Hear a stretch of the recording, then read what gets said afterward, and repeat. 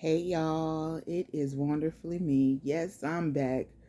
Sometimes I require a bit of a hiatus. But anywho, we'll get into that in a bit. I just want to say if it's your first time here, welcome. And if you're returning, welcome back.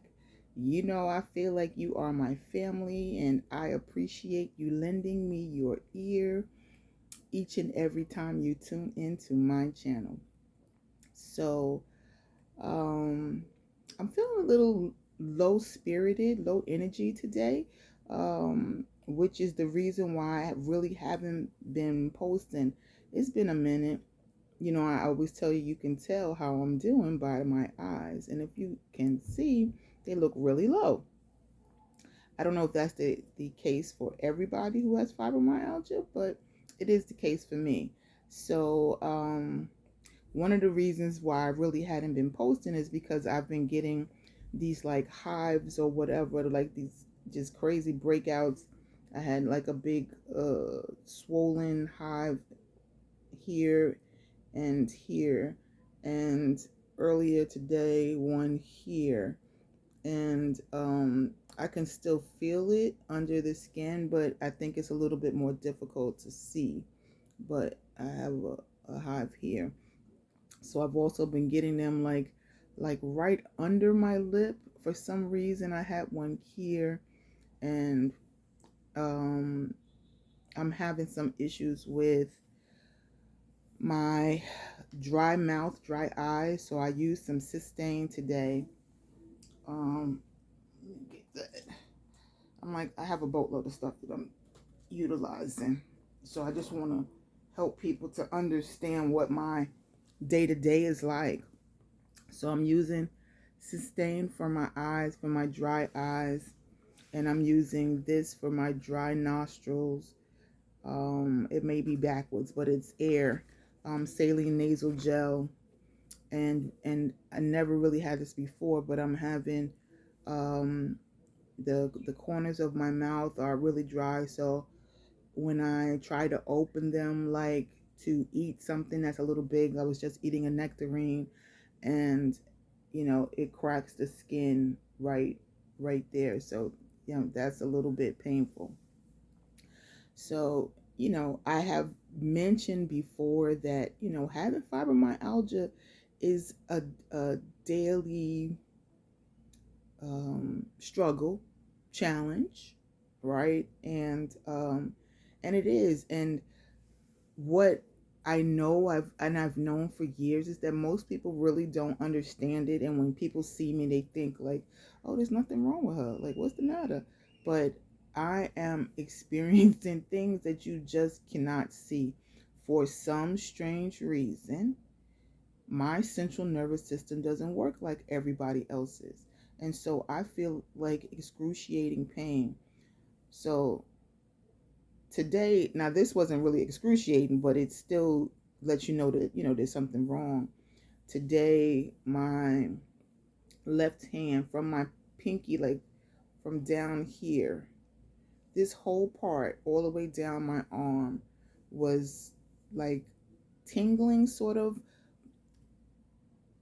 It's the same feeling that I have, oddly enough, in my left foot from the pinky down, and it's a minimal feeling, but it's the tingling, but you don't have the same sensation as you do in the other. Like if I did this by here, it doesn't feel the same. It's this condition is called neuropathy. And yeah, so I'm basically like losing the feeling in parts of my body, which is strange, right? Because I'm talking about how things hurt. But the problem with neuropathy is that if you step on something or you hit something or whatever, um, because the blood isn't circulating properly, you would have difficulty healing that wound or whatever, and you just don't feel things. And so you just put yourself more in danger for stuff. So I actually just came back from North Carolina. So there's a couple of things that go along with that. So, you go, you see friends and family or whatever, and, that part can be good. But the parts that's not so good is the part where just when I get in that environment, which some people might find very relaxing or whatever, I don't. I find it very like unnerving. Unnerving. My body shuts down. I lived there for 11 years. And I don't want to say that I had like traumatic experiences there, but I never felt at peace there. And so I think that every time I go back, I really am putting myself through some unnecessary strain and on my mind, body, and soul.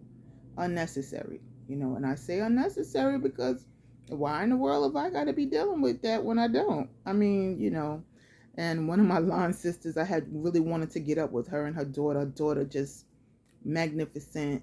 And I'm going to tell you her name is Morgan Worsley, because you can check her out on the Robertson Scholarship um, page. Robertson, she's a Robertson Scholar, only one of 27 from more than, I think, 5 or 6 countries in 15 states. They have representatives, okay? And I think she was only one of 2 from North Carolina, if I'm not mistaken. But anyway, Morgan Worsley, that's my niecey Pooh. I want to say, give a shout out to her for all of her success. But anyway, her and her mom, Dr. Monisha Worsley, were very busy, and so I didn't get a chance to see them. And my other really good line sister, Sonia, she's a pastor, and let's just give a shout out to her church, Wesley Chapel Church in New Bern, North Carolina, and I wasn't able to see them, and that kind of broke my heart. And so Dr. Mo said, "So when he coming back?" I said, "It is not on my agenda to return." And I said that because as much as I'd like to see the people who I saw, you know, I really didn't appreciate the things that it was doing to my body. So people find this a little hard to believe, but I'm going to say it again anyway. I have anxiety, right? And my anxiety, even when my mouth is saying I'm fine, my anxiety is like, no, you're not, girl. What you talking about? My stomach, I have a condition called IBS, which is very prevalent with people who have fibromyalgia, and it stands for irritable bowel syndrome.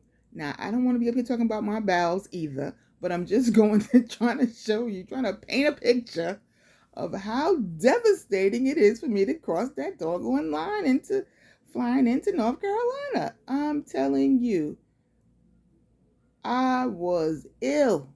I was sick, sick, sick, sick, sick. Stomach was doing flips, back flips, front flips, somersaults. I mean, you name it, it did it. And I used to, back in the day, have some medication that used to help me, because I should tell the doctor all the time, I don't mind the bathroom visits. I mind the pain. That griping feeling you have in your stomach when you're like, oh, you making deals with God. Please, if you would just take this away, that kind of thing. So yeah, I was struggling. I was struggling during my visit, repeatedly, repeatedly, repeatedly. That's all I want to say. So I knew I wasn't feeling good. I was already feeling very weak. Travel, as much as I love it, the day of travel is tough. The next day, I have to rest. So I did do that. Um, but I was, kind of on the move that next day, and then, just doing stuff, it just takes a lot of energy. It just does. So I'm saying all this to say that the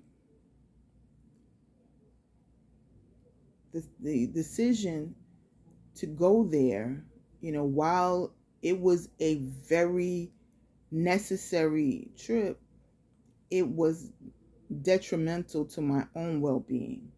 It was detrimental to my health, my mental health, my physical health, my overall well-being. and that can never be on the back burner. So again, I don't know when or if I will be returning there. I mean, I feel like, hey, this time I travel for y'all, next time y'all travel for me, because I just can't see it happening. So it also affected my like my not just my energy but my spirit. I didn't feel good. um I didn't feel good about where I was. I didn't feel good about I didn't feel good about me, because I think I felt like I sold myself out for others, and I have been known to do that. And the really interesting thing is that, my bestie just, kind of lit into me a little bit and was like, I don't want to hear you like saying such negative things and being this down, and that shouldn't be you, and you know just commentary on some of the things I had said and done during my time there. And I appreciate that she looks out. I appreciate that she is who she is and she does what she does. I appreciate all of that. Okay. But at the same time, the reality is what it is. It is what it is. And the thing is that me putting others before me, while in the past I had done it, and I think I felt really good about it. I think at this juncture, it doesn't feel good for me to do things for others when I'm not at my best. Okay. So yeah, that's that. So from this point forward, I really want to focus on being good to me and doing the things that bring me joy. So people know that travel brings me joy, like the utmost joy. Um, and I am looking forward to my next cruise adventure that will be happening, and I'm happy about that. And beyond that, I have plans to visit the siblings in the different states where they reside, and that should be nice, you know. Um, but I'm going to limit what I do and how I do it, and I'm going to make sure that it's only in step with what I want to do. Period, point blank, you know. So at the end of the day, I really want to get back to my happy place. It's been more than a year since I've been there. I came back from TZ like at the end of February of 2024. And while I had some good things going on, I went on 4 cruises and visited Costa Rica, and I did some things. I believe I also went to Seattle. So I mean, I did some things. I'm not saying I didn't do some things, and even this year I've done some things, but I need to be sure and keep my focus on the things that, like I said, bring me, joy. I have a grandbaby that I really want to see. Um, Baby Margot was waiting for, BB Robin, to, she looked like she got like mad issues and attitude, I'm just saying. She looked like she running things. And so, yeah, I want to see baby Margot, and I want to see my baby Lenny. He's getting really big, and you know, my sweet Lawrence. It's so funny because the way I'm hoping that Lenny follows trend. The way Lenny is the way Lawrence was, but then I don't know. He got older, and he's not that old. He's about I think Lawrence is about 8 or 9. I think so, and he's just a wonderful mama's boy. He just loves my baby, my daughter Nima. He just loves his mom so much, and he's helpful. And Lenny out there knocking stuff down and playing in the mud and doing all his, his shenanigans. He's doing that. And then my very timid, sweet, soft-spoken Loveness. Oh my goodness. So she's away at um at boarding school. So I just haven't seen him in such a long time. And whew, Baraka. I hear he's doing really good in school, so I'm happy about that. But that boy right there, oh, he's just like my nephew, Makai. Oh my gosh, they just can't help themselves. Well, he's not getting suspended, so that's good. But yeah, I missed and Judy, I missed them. And I want to lay my eyes on them, and I want to physically hug them, and so I feel like even though I've been doing these other trips that have allowed me to focus on that, I want to see my daughters and my grands, and they want to see me every time I message. They're asking, like, when are we going to see you? And so I really want that to happen. So any who's and any hows, that is going to be my focus to at some point this year get there. I'm hoping that maybe it can be October, November-ish. I have to look and see what's going to be best price wise, but that's my goal. That is my goal. So we shall see. But anyway, this one isn't about travel, as if you've been tuned in the whole time. This one isn't about the whole travel. Travel is about me desiring to travel, but it's also just trying to get you caught up on where I am physically. And yeah, I'm in a low energy, low spirited spot. I'm dealing with very sore feet. I don't know if it's your first time here, you may not know that I can always tell when I'm not doing that well because my feet hurt. It's sort of like a burning feeling and like a bit of heaviness. And so I have to hang my feet off the bed when I'm resting because I can't have the pressure of my feet being on the bed. And for a lot of people that might sound crazy, like, what, why you can't put your feet on? I can't put my feet on the bed. I can't have certain textures against me. It has to be very smooth feeling. So for example, this is one of my blankets, and it has like the Sherpa on the one side, and it has the real fluffy, smooth, beautiful, I don't know, plush sort of velour feeling on the other side. And I cannot sleep with that Sherpa side. I cannot have that blanket on me and with that Sherpa side. I can't do it. My skin is too sensitive, and to explain to people that your skin hurts is, people don't get it. Like if I lay my this side of my face on a pillow, this, especially not so much my cheek, but my ear becomes very sore. So just imagine that this is your life, that more than the crook in your neck. I have some fused vertebrae, but more than just the crook in your neck, which is hurting. I have issues with my clavicle, with it hurting, this area all the time hurting. And I don't know, I'm just experiencing things in a way that you can't even see it, but like my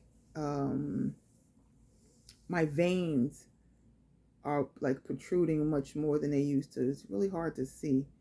I mean, like I can see it clear as day, but trying to get it to come across on like you can see this one here, but trying to get it to come across on screen is really difficult. So anywho's, I just am giving you an update.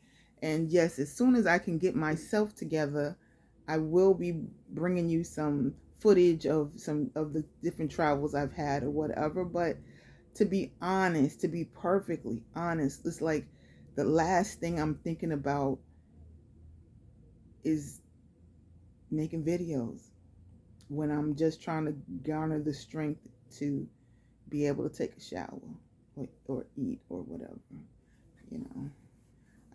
I I can't really take the time to cook because standing up a long time really just doesn't do for me. When I'm traveling through the airport, I have to get a wheelchair.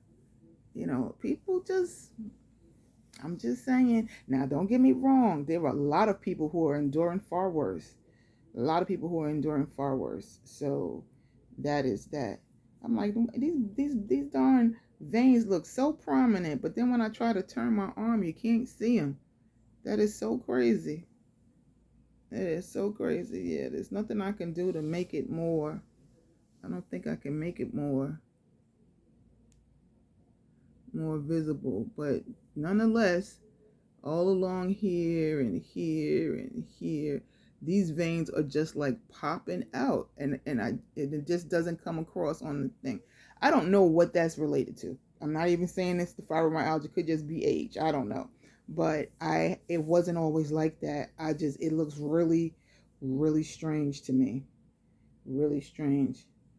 It's much more prominent in this right arm than it is in the left. But anyway, c'est la vie. If you have stayed with me this long, I just want to say thank you, thank you, thank you. I would appreciate it if you would like, comment, share this video with someone else who you know might be enduring a chronic illness, and so that we can create a community where we make it together, make it through together, okay? Because as much as I like to try to be upbeat and offer encouragement, sometimes I need it too. Right about now, I need you, because it is taking everything that I have. It is taking everything that I have. But anyway, I said like, comment, and share. Mr. Algo Rhythm will hopefully do me right for this one.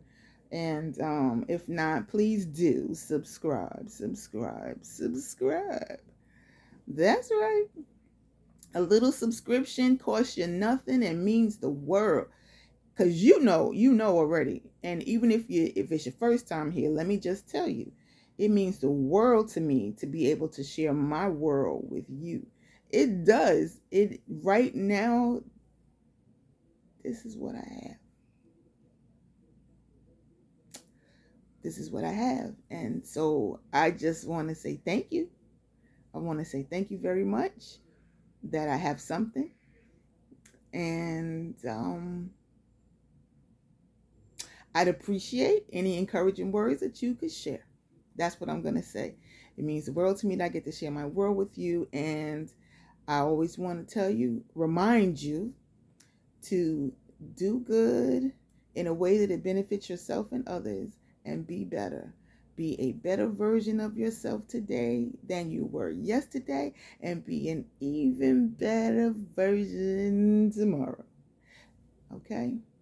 All right. So anyway, this is Wonderfully Me signing off and wishing hugs and spoons full of love to anyone who is battling a chronic illness, an invisible illness, has mental health challenges, whatever the case may be.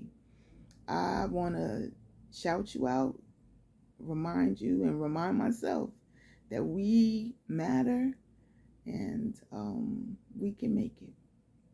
So, ciao for now.